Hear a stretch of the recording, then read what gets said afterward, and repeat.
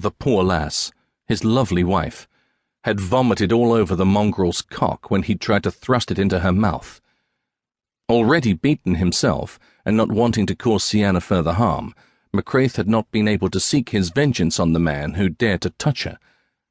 But when they'd been crowned, he'd given him a good beating, though the jackanapes deserved death, nothing less.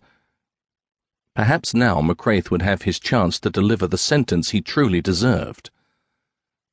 The only factor that kept him from pulling his claymore and relieving the bastard of his head right now was that they had a castle and people to protect.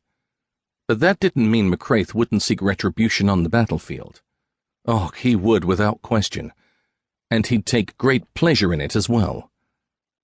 The bloody vagrant had gotten off easy when Macrath only punched him in the nose. He deserved death, worse than death. Any man who took advantage of a woman, abused her, deserved to be tortured in the eternal fires.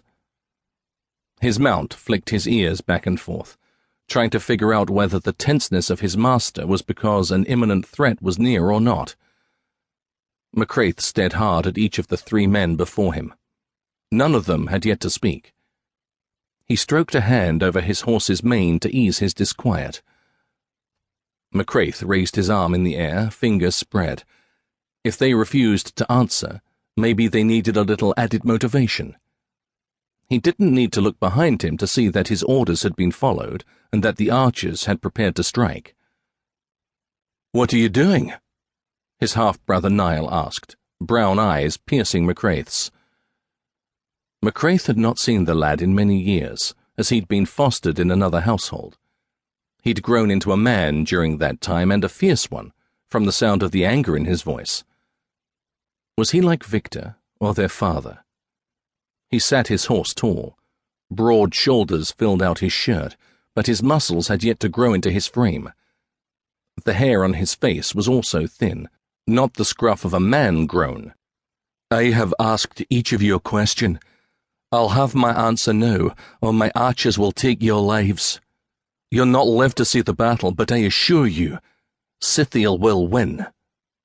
Beatrice's thug chuckled, but he answered all the same, showing that there was at least some part of him that accepted Macrath would make good on his word. "'Tis not hard for you to know where I stand, bastard of Argyll." "You will address my lord as Prince of Sìtheil," Tobin said, a dangerous edge to his voice, his hand resting on the hilt of his sword. The steward grimaced, clenched his fists, no doubt itching to grab his own sword. "I owe him no such respect." "All the same, you're a bloody steward, a warrior, and you'll respect those of a higher station than yourself," Tobin continued. "Else, send someone from the council's army who is willing."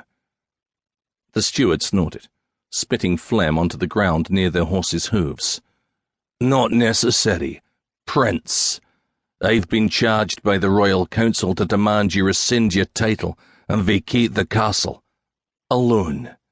If you surrender, you will be allowed to live." That was a bloody lie.